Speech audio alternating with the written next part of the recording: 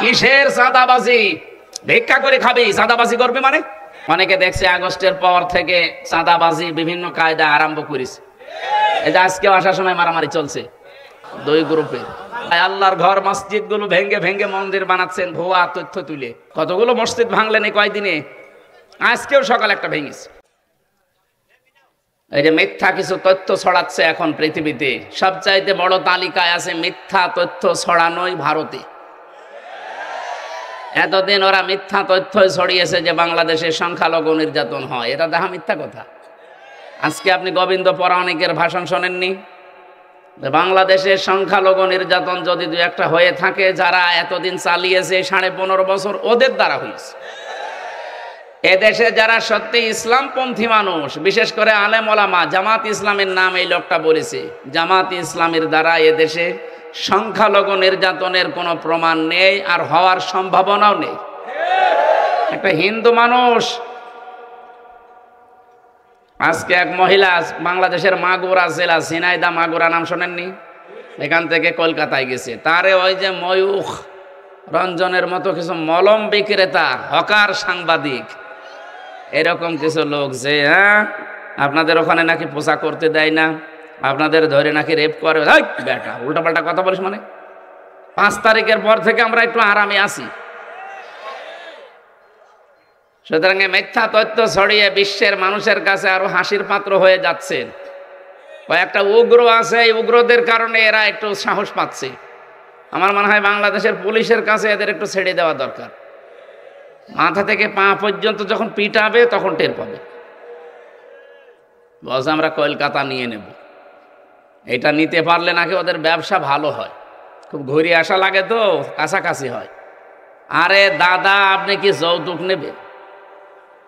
আর মেয়ে তো পালিয়ে গেছে, যৌতুক কিসে? পালানো মেয়ের আবার যৌতুক? মেয়ের তো বিয়েই মানি না আমরা, মেয়ে বিয়ে আমরা মানি। তারপরও এতদিন মিথ্যা কথা বলেছেন যে আমাদের স্বামী স্ত্রীর সম্পর্ক।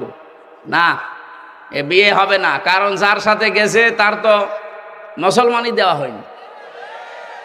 তো এরকম একটা মানুষের সাথে আমাদের মেয়ে, একটা হাসি মানুষ, কথা বলে না কেন? যদিও তার একটু সমস্যা আছে, কথা বললে মিথ্যা কথা বলে, কিন্তু হাসি তো। একটা হাসি মানুষকে আপনি ওইরকম দাদার সাথে দেওয়া যায়? এটাকে আমি বানালাম।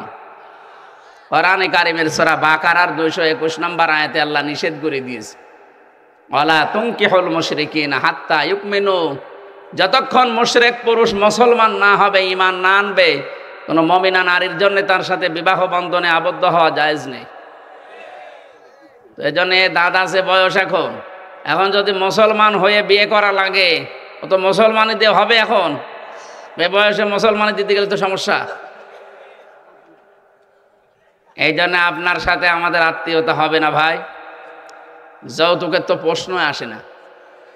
আমাদের ধর্মে যৌতুক দেওয়াও জায়েজ নেই, নেওয়াও জায়েজ নেই। এই জন্য মেয়ে যখন গেছে এমনি থাক, কিন্তু বিয়ে করার কোনো স্বাদ যেন আপনাদের না জাগে, যতদিন অন্তত আপনারা মুসলমানই না দেবেন।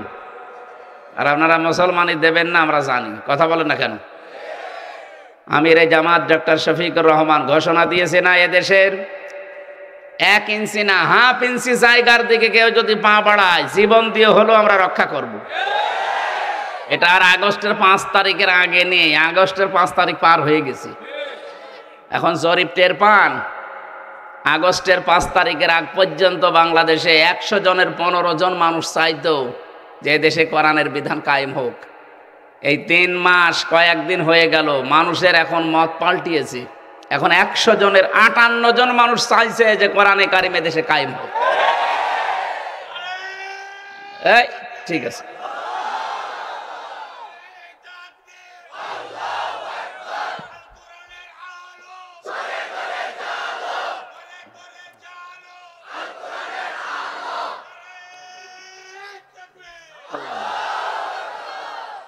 আলহামদুলিল্লাহ ভাই। সুতরাং আহ্বান জানাচ্ছে, এটাতে রেকর্ড হচ্ছে, সারা দেশে ছড়াচ্ছে, অনেকে লাইভ চলছে। কারো উস্কানিতে পা দেবেন না, বিশেষ করে যারা 2 আপন বোন পালিয়েছে তাদের উস্কানিতে তো পা দেওয়াই যাবে না। তাদের উস্কানিতে যারা এই 3 মাসে পা দিয়েছে তারাই মুসিবতে পড়েছে। গোপালগঞ্জের দিকে তাকিয়ে দেখেননি, পেছনে বানরের মতো লাল হয়ে গেছে, উস্কানিতে পা দিয়েছিল। ওই কয়দিন পেপারে দিল, গোপালগঞ্জ থেকে ঢাকায় আসলে কেউ যদি বসে আসে 300 টাকা, দাঁড়িয়ে আসলে 1000 টাকা। এখনো যদি আবার কেউ পা দেন, আপনার কিন্তু পেছনে আর পেছন থাকবে না, উল্টাপাল্টা হয়ে যাবে। আমরা চাই এদেশে ওয়ালা তুফসিদু ফিল আরদি বাদা ইসলাহিহা, দেশটা সংশোধন হচ্ছে, সংশোধনের রাস্তায় আছে। বৈষম্য বিরোধী ছাত্র আন্দোলনে যারা জীবন দিয়েছে তাদের যে 9টা দফা, তার ভেতরে অন্যতম এইটা যে আমরা সংশোধন চাই, সংস্কার চাই। কথা বলেন না কেন? বাংলাদেশে 96% প্রায় মুসলমান আমরা বাস করি। আমাদের সংশোধন সবচাইতে বড় দরকার। আমাদের জীবন বিধান যেটা দিয়ে চলে, এই যে সংবিধান যেটা আছে ওইটা পাল্টিয়ে এখন কোরআনে কারিমকে সংবিধান করার দাবি উঠে পড়েছি। আমরা যেখান থেকে পড়েছি, এই সূরার নাম সূরা ফুরকান। এখানে 77টা আয়াত আছে, 73টা ধারা আছে। আল্লাহ তাআলা জানাতে চেয়েছেন 73টা ধারা দিয়ে যদি মানুষের সংবিধান বানিয়ে জীবন চালায়, ওটা একটা মিনি জান্নাত হয়ে যাবে। আর আমরা এইটাই চাই। কথা বলেন না কেন? দল মত জাতি বর্ণ ধর্ম নির্বিশেষে দেশটাকে আমরা সাজাতে চাই আল্লাহর এই কালাম দিয়ে।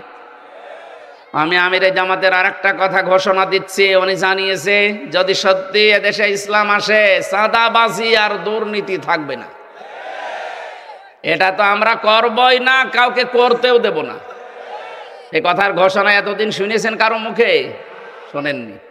সুতরাং ঘোষণা যখন এসেছে, সত্যিই যদি ইসলাম আসে, অনেকে দেখছে আগস্টের পর থেকে চাঁদাবাজি বিভিন্ন কায়দা আরম্ভ করেছে। এই যে আজকেও আসার সময় মারামারি চলছে, ঘোড়াশালে মনে হয় 2 গ্রুপের, কোন জায়গায় আমি জানি না, যেখান নাম ওখানে চলছে।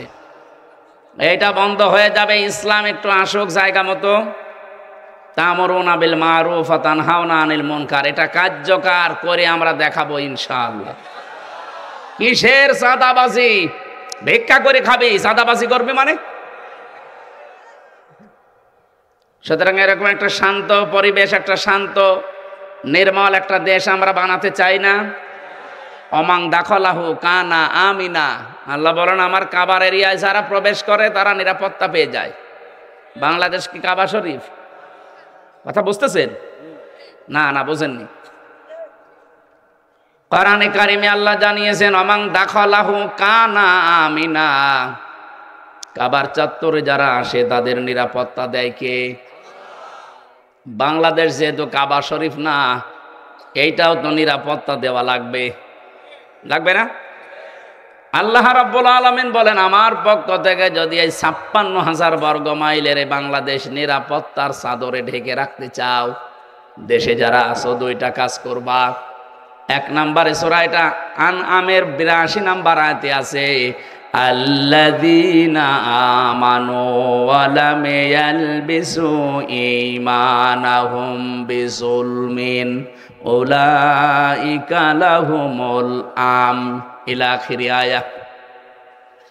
আল্লাহ পাক বলেন যারা ঈমান আনবে আর ঈমানের সাথে জুলুমকে মিশ্রণ করবে না। এখানে জুলুম মানে শিরিক। জুলুম মানে কি? যারা তাদের ঈমানের সাথে শিরিক মিশ্রণ করবে না, আমি আল্লাহর পক্ষ থেকে তারা নিরাপত্তার হকদার। এই যে উলাইকা দিয়েছেন আল্লাহ, মনে হচ্ছে তার নিজের কুদরতি আঙ্গুল এভাবে বাংলাদেশের দিকে দিয়ে দেখাচ্ছে যে এই মানুষগুলো উলাইকা লাহুমুল আমনু, এদের জন্য নিরাপত্তা। সুতরাং কাবার মতো তো দিয়ে এই দেশটাকেও নিরাপত্তা দিয়ে, বিশেষ করে আমাদের প্রতিবেশীদের হাত থেকে এরা যা আরম্ভ করেছে, এদের একটা দেশের সাথেও আপনি মিল পাবেন না। পাকিস্তানের সাথে ওদের মিল নেই, চীনের সাথে ওদের মিল নেই, নেপালের সাথে মিল নেই, ভুটানের সাথে মিল নেই, মায়ানমারের সাথে মিল নেই। আমাদের সাথে এতদিন মিল ছিল শুধু নতজানু হওয়ার কারণে। এখন আমরা ওই নীতিতে নেই, এজন্য আমাদের সাথেও মিল নেই। আপনারা অলরেডি দেখতে পাচ্ছেন ব্যবসা বাণিজ্য সব ওদের লাঠে উঠেছে। ওদের ওদের আলু, ওদের পেঁয়াজ সব বর্ডারে পৌঁছে যাচ্ছে। ওদের দেশের কৃষক পর্যন্ত এখন মাঠে নেমে গেছে যে করলেন কি। এখনো শুরু হয়নি। আজকে সকালবেলার বক্তব্য দেখেননি ডোনাল্ড ট্রাম্পের? 20 তারিখে তার শপথ হবে জানুয়ারির। দেখেন উনি কিন্তু 16 লক্ষ ভারতীয়কে তাড়িয়ে দেওয়ার একটা সিদ্ধান্ত চলছে। দেখেন কি শুরু হয়। ওই লোকটা জাতি মাতাল হলো তাহলে ঠিক আছে, এমনিতেই উল্টাপাল্টা কথা বলে কিন্তু জায়গা মতো কিন্তু ঠিক আছে। কি কথা বলে না কেন? ট্রাম্প সাহেব কিন্তু একরোকা মানুষ, ও যা বলেছে যদি করে সামনে, আমার মনে হয় মোদিগিরি শেষ হয়ে যাবে। এদিকে লেগেছে বাংলাদেশ যদি এখন পাকিস্তানের সাথে, চীনের সাথে, তুরস্কের সাথে ব্যবসা আরম্ভ করে, ও তো এমনিই পাগল হয়ে যাবে। আবার ওদের 16 লাখ লোক যদি পাঠিয়ে দেয়, ওরা ছিঁড়িয়ে খাবে না? আপনি হাত দিয়েছেন কোন জায়গায়? আল্লাহর ঘর মসজিদগুলো ভেঙ্গে ভেঙ্গে মন্দির বানাচ্ছেন ভুয়া তথ্য তুলে। কতগুলো মসজিদ ভাঙলেন এই কয়দিনে? আজকেও সকালে একটা ভেঙেছে, আজকেও সকালে ঝাড়খণ্ড না কোথায় যেন সকালে একটা দেখলাম ভাঙতেছে। সকালে ভেঙে ওই জায়গায় বলছে এখানে 500 বছর আগে মন্দির ছিল। আমরা তো 100 বছর আগের খবরই ভালো জানি না, সেখানে 500 বছর আগে মন্দির ছিল। এই ধোয়া তুলে আপনি এটা করছেন আর বলেন বাংলাদেশের সংখ্যালঘু নির্যাতন হয়। বাংলাদেশে আজ পর্যন্ত কোনো মন্দির ভেঙে মসজিদ বানিয়েছে আপনি দেখাতে পারবেন? বলেন। আপনারা মানুষ না, মানুষ হিসাবে আপনারা কলঙ্ক।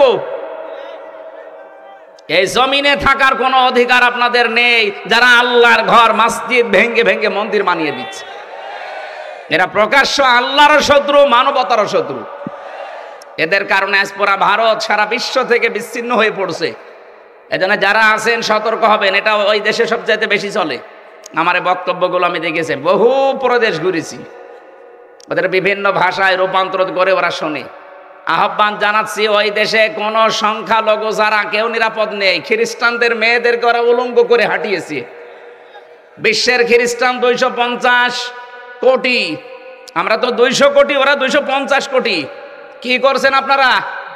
আপনাদের মেয়েকে, মাকে উলঙ্গ করে রাস্তায় হাঁটায় এই মোদিজির দেশে, আর আমাদের মুসলমান তো মারতে আছে।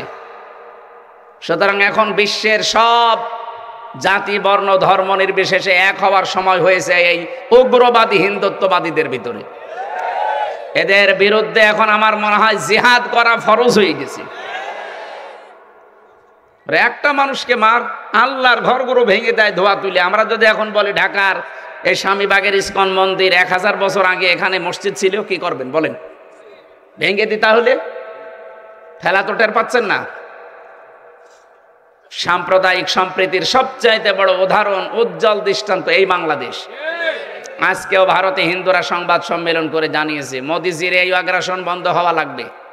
সবচাইতে বেশি নিরাপদে আছে পৃথিবীতে অন্য ধর্মের মানুষেরা বাংলাদেশে। এখানে 96% মুসলমান। কত? 92% যেটা বলা হয় ওটা মানিয়েছে। আসলে কিন্তু এদেশে 96% মুসলমান, 4% মাত্র অন্যান্য ধর্মের লোকরা আছে। আমরা তো টিপ দিয়েই মেরে ফেলতে পারি, কিন্তু আমাদের ধর্ম, আমাদের কোরআন এটা আমাদের শেখায়নি। লা ইকরাহা ফিদ্দিন। আমাদের ধর্মে কোনো বাড়াবাড়ি নেই, কোনো জোর জবরদস্তি নেই। এক কথা বলছেন না কেন? যদি সত্যি থাকতো আপনাদের মতো যা করছেন, 850 বছর এই এলাকা মুসলমানেরা শাসন করেছে ভারতবর্ষ, একটা হিন্দু থাকার কথা ছিল না, পিটিয়ে সব মুসলমান বানিয়ে ফেলতাম। কিন্তু আমাদের ধর্মেই তো ওইটা নেই যে জোর করি, এই জন্য কিছু বলি না। তারপরও যে হারে মানুষের বিবেক নাড়া দিচ্ছে, আমি এই জেল থেকে বেরিয়ে প্রায় 100-র উপরে মুসলমান বানিয়েছি। আমি তো জোর করি না, শুধু বলি যে আপনি কোরআন শরীফটা পড়েন। আপনার বিবেক যদি থাকে, কোরআনটা একটু বুঝে বুঝে পড়েন। সেদিন যশোরের এক অধ্যাপক, BCS ক্যাডার, বলেছিলাম স্যার আপনার মুসলমান হওয়া লাগবে না, আমার ধর্মে জোর নেই, জবরদস্তি নেই, আপনি শুধু আমার ধর্মীয় গ্রন্থ বুঝে পড়বেন। 3 মাস পড়তে দিলাম আপনাকে, পড়েন। টনি বেলাওয়ারের শালিকা লরেন বুথ, এই মহিলা ইরানের তেহরান বিমানবন্দরে এসে বলেছিল আমি মুসলমান হব না, কিন্তু আমি ইসলাম জানতে চাই, কি পড়লে অথেন্টিক ইসলাম জানা যাবে, ওইটা আমার দিন। এক মুসলমান তার কোরআন শরীফের তাফসির তুলে দিয়েছে। ও 3 বছর একাধারে পড়েছে, তাও আমাদের মতো আনাকুম জানাকুম পড়ে না, পড়ার মতো পড়েছে। শেষ পর্যন্ত এই 3 বছর পরে এই খ্রিস্টান মহিলা মুসলমান হয়ে গেছে। সুবহানাল্লাহ বলতে পারেন নাই? আর আমি নিজে তো পরীক্ষিত দেখলাম, জেলখানার ভেতর আমি 2 জন হিন্দুকে কালেমা পড়িয়েছিলাম। তাদেরকে বলেছিলাম, ভাই আপনারা অন্য ধর্মের মানুষ, এখানে আমরা 10,000 মানুষ আছি, তার ভেতরে হয়তো 10 জন আপনারা, আর বাকি আমরা সবই। সুতরাং জোর করলে, জবরদস্তি করলে এই 4 দেওয়ালের মাঝে কেউ আপনাকে বাঁচাতে আসবে না, আপনাকে পিটিয়ে মুসলমান বানিয়ে ফেলবে। কিন্তু আমাদের ধর্মে এটা নেই। আপনি আমাদের ধর্মীয় গ্রন্থ বাংলায় পড়বেন। আমি 3টা বছর ছিলাম, ওকে বাংলায় পড়তে দিয়েছিলাম, শেষ পর্যন্ত 2 জন মুসলমান হয়ে গেছে।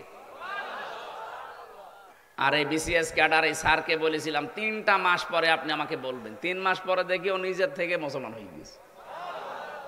যেন আমাদের ধর্মে ভাই জোর নেই, জবরদস্তি নেই। আমরা আমাদের ভালোবাসা দিয়ে, উদারতা দিয়ে, সাম্প্রদায়িক সম্প্রীতি দিয়ে চলতে চাই। আপনার ভেতরে যদি নাড়াচাড়া দেয়, হেদায়েত যদি কপালে থাকে, আপনি এমনি চলে আসবেন। কথা বলেন না কেন? এই জন্য যা করছেন আমি আশা করব আপনারা থামবেন। আর বিশ্বে যারা অন্যান্য জাতির লোকেরা আছেন, আপনাদের বিবেক কি মরে গেছে? আপনার মেয়েকে, মাকে উলঙ্গ করে রাস্তায় হাঁটায়, আর আপনি এখনো পর্যন্ত এই উগ্রদের পক্ষ নেন কোন কারণে? আমার মনে হয় ট্রাম্প যেহেতু খ্রিস্টান, ও মনে হয় বুঝে ফেলিস যে আমার মাকে, আমার বোনকে, আমার স্ত্রীকে উলঙ্গ করে হাঁটাবি, দাঁড়া করে দেখতেছি। ও যদি 16 লাখ এই যে জানুয়ারির 20 তারিখের পরে পাঠিয়ে দেয়, কি হবে ভারতে টের পাচ্ছেন? আপনি কি চট্টগ্রাম নেবেন? নিজের ধুতি সামলাতে মোদির কথা বলছে না কেন? ধুতি পরে থাকে, একটা টান দিলেই তো উল্টোপাল্টা হয়ে যাবে। এই জন্য নিজের ধুতি সামলান আগে। আমাদের দেশ ভালো আছে, অনেক ভালো আছে। কথা বলেন না কেন? আপনাদের ষড়যন্ত্র আপনারা থামান, আমাদের দেশ অনেক ভালো আছে। যে মেয়েটা দিয়েছি, অন্তত মেয়েটা নিয়ে একটু সাজগোজ করে রাখেন। মেয়েটা ভালো নেই, আজকে দেখেছেন না, মেয়েটা ভালো নেই। মেয়ে নাকি এখন বলছে আমি কিভাবে থাকবো, অঘোষিত একটা জেলখানায় আছি, আমি দরকার হয় নিজের দেশে যে সারা জীবন জেলে থাকবো, তাও আমি এখানে থাকবো না। এখন টের পাচ্ছেন না বলে চলে গেলেন। পালানো মেয়ের আবার কথা কিসের? কোনো কথা নেই। যতদিন বাবা মা আত্মীয় স্বজন আমরা মেনে না নেব, ওখানেই থাকা লাগবে। আর আমরা এদেশে মানবো না, কারণ আপনি আয়না ঘর বানিয়েছেন। কথা বলেন না কেন? আপনি জানেন আয়না ঘর কি? আমি 10টা দিন ছিলাম, মাত্র 10 দিন, তাও মিনিটায়, বড়টায় যায়নি। তাই আমার জীবন শেষ হয়ে গেছে। আর যারা 8 বছর 10 বছর, ব্যারিস্টার আরমান 8 বছর, আমান আজমি ভাই 10 বছর, 14 বছরের মানুষ আমি পড়ে আছে দেখেছি। এত বড় বড় নখ হয়ে যায় অনেকের। দেওয়ালের সাথে ভাবে খুশিয়ে খুশিয়ে লিখে রাখে যে ভাই যদি বাইরে যেতে পারেন আমার এই নাম্বারটা একটু জানাবেন যে আমি বেশি আছি। আর এখনো পর্যন্ত অনেকে জালেমের সাফাই গায়। কি করেছে আপা যে তার পালানো লাগবে? আরে শয়তান, তুমি তো টের পাওনি। তুমি তো শুধু 15.5 বছর মাল কামিয়েছো। তোমার বাবার যদি এভাবে গুম করে রাখতো তখন টের পেতে।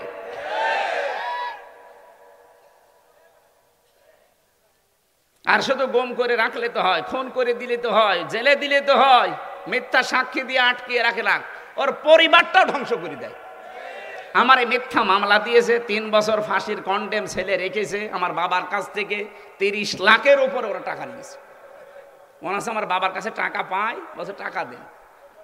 এই ছেলে,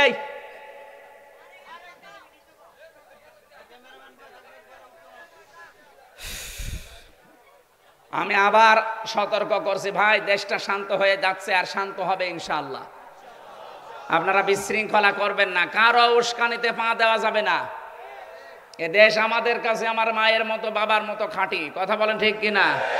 সুতরাং কারো উস্কানিতে পা দিয়ে আমরা যেন আবার দেশটাকে অশান্তির দাবানলে দাও দাও করে চলতে না দেই। এমনিতেই অনেক পিছিয়ে গেছি।